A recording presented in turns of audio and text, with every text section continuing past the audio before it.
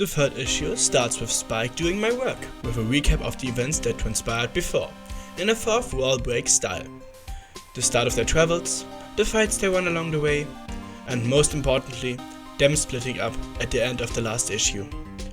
There are a lot of questions open which will be answered later. For now, we will go back in time, to the point where the changelings were just chased away from Canterlot. They land at some kind of critter village, full of little loving animals, which they of course feed on, and take over as their new hiding spot. From there, Chrysalis plans her next move. Since Twilight and her friends were the ones that were responsible for her defeat, her target switches from Princess Celestia to them, and her objective switches from draining their love to draining Twilight's powerful magic. Because their need of love is fulfilled for now, due to the mentioned affectionate critters. And she already knows exactly how to do it. Back in the present, we see that the story was just told to the CMC, who are still trapped in one of the changeling cocoons, while still getting on Chrissy's nerves with the talk about getting their cutie marks in things like beekeeping. Still, she's able to distract herself with the reports on the activities of the main six. At first, she looks at Twilight and Fluttershy through her crystal orb. We and her now see how Fluttershy is able to convince Twilight that the decision to split up was rash. After a quick look at the map, she figures out that if every pony still is on the way to their destination, they all will meet up right at the Changeling Kingdom. And Fluttershy ensures that they will all become friends again. That's when the reports on the other main six arrive at Chrysalis. Rarity and Applejack are, as Chrysalis calls it, an odd pairing, since Rarity forces manners onto Applejack while camping in the woods. Next we see Rainbow Dash and Pinkie Pie trying to light a fire, but Dash simply can't get it right with her hooves. And when Pinkie offers to sing a song about fire, she immediately stops her, since in the time they've been together, she already sang 3 songs. But right after that, she figures out that it may have been the changelings who are responsible for them fighting. That's when Pinkie has an idea to make sure that they aren't changelings at all times. For that, she puts herself and RD in costumes of themselves. She even has one ready for a changeling. Chrysalis and I think that sounds ridiculous, but we know how Pinkie is. Chrysalis then finally explains her evil plot in a bit more detail. She wants to steal Twilight's magic, and after that, the strong emotions of her friends will feed her troops and strengthen them to a point that they will be able to overtake Equestria.